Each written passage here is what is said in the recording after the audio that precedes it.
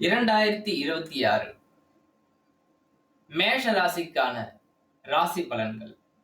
இந்த 2026 உங்களுக்கு என்ன தரப்போகிறது மேஷ ராசி நேயர்களே? அதை பற்றித்தான் முழுமையாக இந்த பதிவிலே உங்களுக்கு தெளிவாக சொல்ல இருக்கிறேன். சூரியன், சந்திரன், செவ்வாய், குரு, சுக்கிரன், ராகு, கேது இந்த நவ கிரகங்கள் கோச்சார அடிப்படையில், உங்கள் ஜாதக அடிப்படையில் கோச்சார ரீதியாக என்ன சொல்ல காத்திருக்கிறது? 2026 உங்களுடைய வெற்றி வாய்ப்புகள் எப்படி இருக்க போகிறது? படிக்கும் மாணவர்கள் ஆகட்டும், திருமணத்திற்காக காத்திருப்பவர்கள் ஆகட்டும், சொந்த தொழில் செய்யலாமா அல்லது உத்தியோகத்திற்கு செல்லலாமா என்று காத்திருப்பவர்களாகட்டும், வீடு வாகன யோகத்திற்காகவும் உங்களுடைய செல்ஃப் டெவலப்மெண்ட்டுக்காகவும் பல முயற்சிகளை நீங்கள் மேற்கொண்டு வருவீர்கள். உங்களுடைய குடும்ப உறுப்பினர்களுக்காகவும் நீங்கள் சதா உழைத்துக் கொண்டு இருக்கலாம். தற்போது இந்த 2026 உங்களுடைய எல்லா விஷயங்களும் பூர்த்தி செய்யும் விதமாக இருக்குமா? முக்கியமாக கடன் பிரச்சனை, லோன், வட்டி, இதிலிருந்து மீள முடியுமா? அதற்கான கிரக வழிபாடு என்ன? படிப்பிற்காகட்டும் எல்லா விஷயத்திற்குமான கிரக வழிபாடு என்ன? பொதுவாகவே மேஷ ராசி எந்த வயதினராக இருந்தாலும் எந்த மாதிரியான கிரக வழிபாடு செய்யும் பொழுது உங்களுக்கு நல்ல வாய்ப்புகளை கொடுக்க இருக்கிறது இந்த 2026. 2025 நீங்கள் செய்த முயற்சிகள் நிறைய பேருக்கு வெற்றியை கொடுத்திருக்கும். ஆனால் திருப்தி இருக்காது. சில பேருக்கு வெற்றியே கிடைத்திருக்காது. அப்போ இந்த 2026 உங்களுக்கு அந்த வெற்றி வாய்ப்புகளை பரிபூர்ணமாக பூர்த்தி செய்யுமா? பதவி உயர்வை கொடுக்குமா? இன்னும் பதவியே கிடைக்கவில்லையா? நல்ல மதிப்பெண் கிடைக்குமா? கணவன் மனைவி அன்பு சிறந்து ஓங்குமா? பரஸ்பர அன்பு நிலவுமா? குழந்தை பாக்கியம் ஏற்படுமா? இதற்கெல்லாம் சிறப்பான ஒரு வழிபாடும் இதே பதிவுல நான் சொல்ல இருக்கிறேன். முதல்ல 2026 என்னென்ன விதமான பலன்கள் உங்களுக்கு கண்கூடாக வரப்போகிறது, அதனை எப்படி நீங்கள் எதிர்கொண்டு வெற்றி வாய்ப்புகளாக அதை நீங்கள் மாற்றப் போகிறீர்கள் என்பதைத்தான் இந்த பதிவுல நான் இப்போ முழுமையா சொல்ல வந்திருக்கிறேன். இப்பொழுது மேஷ ராசி நேயர்கள் கவனத்திற்கு. மேஷ ராசி நேயர்களே பாருங்க, உங்களுடைய ராசிநாதன் என்று சொல்லக்கூடிய செவ்வாய் இந்த 2026 புத்தாண்டு பிறக்கும் பொழுது 9ஆம் இடத்துல இருக்கிறார். 1/1/2026 அன்று 9வது இடத்துல இருக்கிறார். அப்போ பாக்கியஸ்தானம் என்று சொல்லக்கூடிய 9ஆம் இடத்திலிருந்து சில பாக்கிய அனுகூலங்களை நீங்கள் அடைய போகிறீர்கள். அது எந்த அளவுக்கு அடைய போகிறீர்கள் அப்படின்னா, சூரியன் உடன் இணைந்திருக்கிறார்.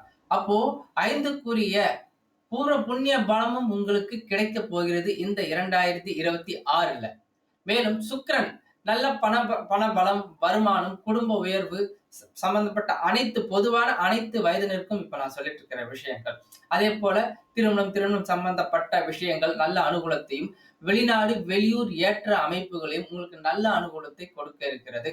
படிக்கும் மாணவர்களுக்கு நல்ல படிப்பு, திறன், அறிவு ஓங்க இருக்கிறது. ஏன்னா குருவுடைய வீட்டுல இத்தனை கிரகமும் இந்த 2026 பிறக்கும் பொழுது குருவுடைய வீட்டில், இதையே ஒரு ஜாதகமாக 2026 பிறப்பு ஜாதகமாக எடுத்து இந்த கோச்சார ஜாதகம் உங்க ஜாதகத்தில் அப்ளை செய்து பார்க்கும் பொழுது உங்களுக்கு சிறந்த அனுகூலத்தை கொடுக்கும். இருந்தாலும் சுய ஜாதகத்தில் சில விஷயத்தை பார்த்து மற்ற முடிவுகளை நீங்கள் எடுப்பதற்கு இந்த கோச்சாரம் உங்களுக்கு உறுதுணையாக இருக்க போகிறது. இந்த ராசி பலன் உங்களுக்கு சிறப்பாக இருக்க போகிறது. முழுமையாக பாருங்கள். நம்முடைய இந்த சேனலை சப்ஸ்கிரைப் செய்து கொண்டு தொடர்ந்து பாருங்கள் நேயர்களே. தற்போது 2ல் சந்திரன் இருக்கிறார். இந்த வருட பிறப்பிலே 2ல் சந்திரன் இருக்கிறார். அது என்ன சொல்றது? 4ஆம் இடம். அப்ப படிப்பு, வித்தை சம்பந்தப்பட்ட விஷயங்களும், வீடு வாகன யோகம் சம்பந்தப்பட்ட விஷயங்களும், தாய் வகை சொத்து சம்பந்தப்பட்ட விஷயங்களும் உங்களுக்கு கிடைக்க போகிறது.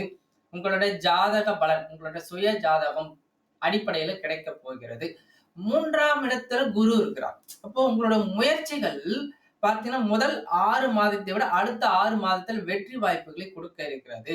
முதல் 6 மாசத்துல கொஞ்சம் முன்ன பண்ண இருக்கும். அடுத்த 6வது மாதத்துல நல்ல வெற்றி வாய்ப்புகள், அனுகூலங்களை உங்களுக்கு கொடுக்க இருக்கிறார் குரு பகவான். 3ஆம் இடத்தில் இருக்கக்கூடிய குரு இந்த 2026 வருட பிறப்பிலே அந்த 3ஆம் இடத்திலே இருக்கக்கூடிய குரு பகவான் ராகுவை பார்த்துடுறார்.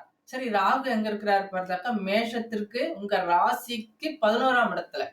அந்த ராகுவை குரு பார்க்கிறதும், அந்த ராகுவிற்கு இடம் கொடுத்த சனி குரு வீட்டுலங்க, குரு வீட்டுல, அந்த குருவோ 3ஆம் இடத்துல புதன் வீட்டுல. அப்ப இங்க என்ன சொல்லுதுன்னா, வெளியூர் வெளிநாடு சம்பந்தப்பட்ட படிப்புக்கு மிக சிறந்த ஒரு உத்வேகத்தை கொடுக்கக்கூடிய ஒரு வருடம் தான் இந்த 2026. வெளியூருக்கு சென்று வேலை வாய்ப்பு, உத்தியோகம் சம்பந்தப்பட்ட விஷயங்கள் தேடுவதற்கும் படிப்பதற்கும் அனுகூலமான, நிரந்தரமாக அங்கே இருக்க வேண்டும் நினைப்பதற்கும் அனுகூலமான விஷயம். ஆனால் நிரந்தரமா இருக்கணும்னா உங்க ஜாதகத்துல வெளியூர் வெளிநாடு சம்பந்தப்பட்ட விஷயம் இருக்கணும். 8ஆம் பாவகம் 12ஆம் பாவகம் வெளியூர் அமைப்பிற்கு ஏற்றார் போல் சுப கிரக ஆளுமை இருக்க வேண்டும். அதற்கு சுய ஜாதகத்தை நீங்கள் என்னிடம் கொடுத்து பார்த்துக்கலாம். ஒன்று. அப்போ இந்த குரு பகவான் மேலும் மேலும் உங்களுடைய மேஷ ராசி அடிப்படையில 9ஆம் வீட்டையும் பார்த்துடுறார். அதாவது வருஷ பிறப்பு பிறக்கும் பொழுது செவ்வாய் சூரியன் சுக்கிரன் புதன் 9ஆம் இடத்துல இருக்கும் பொழுது குரு பார்க்கிறார். அப்ப நீங்க என்ன பண்ணணும், பிள்ளையார் சுழி இந்த 2026 ஸ்டார்டிங்ல அந்த முதல் மாசத்திலேயே முக்கியமான நிகழ்வுகளுக்கு பிள்ளையார் சுழி போட்டுருங்க. ஒரு நல்ல நாள் நட்சத்திரம் பார்த்து அழகா பிள்ளையார் சுழி போட்டுருங்க, ஆரம்பிச்சிருங்கன்றேன். ஒரு வீடு, ஒரு வாசல், தை பிறந்தால் வழி பிறக்கும்னு சொல்றோம்ல, அதே தை மாதமும் இந்த 2026 ஜனவரி மாதத்துல துவங்கி விடுகிறது அல்லவா? அப்போ விசேஷமாக ஆரம்பிக்கும் போது பாருங்க, உங்களோட பயணம் சம்பந்தப்பட்ட விஷயங்கள், படிப்பு சம்பந்தப்பட்ட விஷயங்கள், திருமண வாழ்க்கை சம்பந்தப்பட்ட விஷயங்கள், வெளியூர் வாய்ப்பு அனைத்துக்கும் சுப நிகழ்வாக பாத்தீங்கன்னா, இப்ப இந்த பங்கு சந்தை, ஷேர் மார்க்கெட் இது சம்பந்தப்பட்ட சில விஷயங்கள்லாம் ஒரு சில நன்மைகள், சிறு துளி சின்ன நன்மைகள் தான் பெரிய நன்மை, லாபம் பெருசா கொடுக்காது.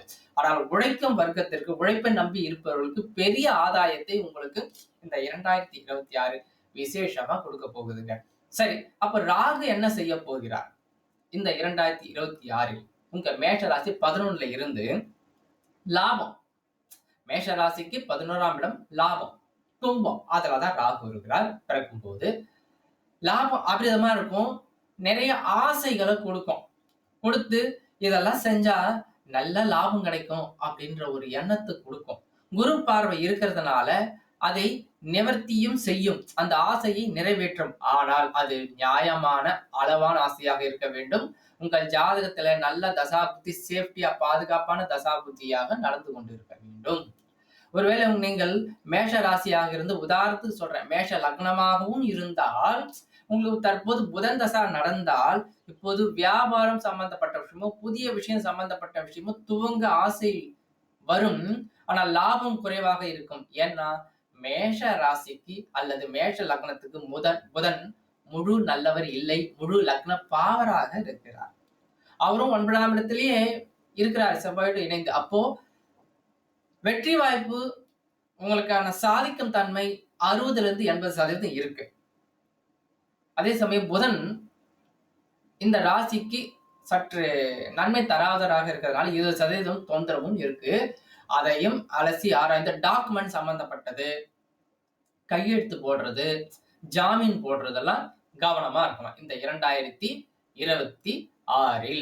இதுதான் உங்களுக்கு அந்த ராகு பொய், ஏமாற்றம், இது சம்பந்தப்பட்ட விஷயங்கள், கண்டம், அவமானம், வெட்டுது, குத்தரு, இந்த மாதிரி சம்பந்தப்பட்ட விஷயங்களா. அதே இப்ப வயதானவர்கள் ஆபரேஷன் பண்ணணும், ஏதாவது சிசேரியன் பண்ணணும், ஆபரேஷன் இல்லாம எதுவும் செய்ய முடியாது அப்படின்றவங்க சுய ஜாதகத்தை ஒரு முறை செக் பண்ணிட்டு அவங்க அதற்கான முயற்சி செய்யலாம். ஏன்னா ராகு உங்களுக்கு பாத்தீங்கன்னா, இன்னொன்னு ஒரு விஷயம் சொல்லிடுறேன். இப்ப குழந்தை பேரு என்பது இயல்பான குழந்தை அமைப்புக்கு கொடுக்காதவர், டெஸ்ட் டியூப் பேபி அமைப்புக்கு கொடுப்பவர். இப்போ குழந்தை பேரு ரொம்ப நாளைக்கு இல்லைன்னு நினைக்கிறவங்க, அப்ப இது போன்ற முயற்சியில நீங்க உங்க சுய ஜாதகத்தை ஆண் பெண் 2 பேருடைய கணவன் மனைவி 2 பேர் ஜாதகத்தை செக் பண்ணிட்டு அதற்கு முயற்சி செய்யலாம். இப்போ மறுபடியும் இப்போ ஒருத்தருக்கு அடிபட்டது, அப்புறம் ஆபரேஷன், இந்த மாதிரி சில விஷயங்கள் எல்லாம் கொடுக்கக்கூடியவர் ராகு. ஆனா அது லாப அனுகூலமாக இருக்கும். குரு பார்வை இருக்கிறதுனால கியூர் ஆயிடும், நல்லா ஆயிடும். ஆனா வெளியூர் பயணம் செல்லும் போது, வண்டி வாகனத்துல செல்லும் போது கவனமாக செல்ல வேண்டும் என்பது முக்கிய எச்சரிக்கை. ஏன்னா குரு 2026 பிற்பாதியில பயிற்சி ஆக்கி விடுவார், கடகத்துக்கு சென்று விடுவார். கடகத்துக்கு சென்ற பிறகு சனி பகவானை பார்த்து விடுவார். மேஷ லக்னத்திற்கு சனி பகவானை குரு தன்னுடைய 5ஆம் பார்வையால் பார்த்து விடுவார். அப்போ வெளியூருக்கு சென்ற பிறகு ஃபர்ஸ்ட் ராகு வெளியூருக்கு செல்ல வைக்கிறது. வெளியூர் சென்ற பிறகு உங்களுக்கு அங்கிருந்து நல்ல ஒரு அனுகூலமான தன்மையும் அந்த குரு பார்வையால் சனிக்கு கொடுத்து நல்ல விஷயங்கள் உங்களுக்கு நடக்க காத்திருக்கிறது.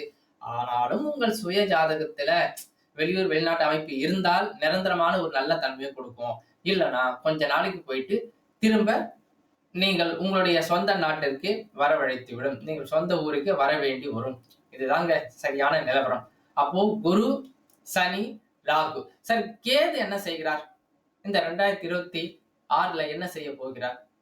அவர் ராசிக்கு 5ஆம் இடத்துல இருந்து புத்திரம் சம்பந்தப்பட்ட விஷயங்களுக்கு தடைகளை கொடுத்து கொண்டிருக்கிறார். புத்திர பாக்கிய அனுகூலம் எதிர்பார்ப்பவர்களுக்கு திருமணம் நடந்துருமான திருமண பிராப்தம் நடந்துவிடும். ஆனால் குழந்தை பேரு தள்ளி போகும்.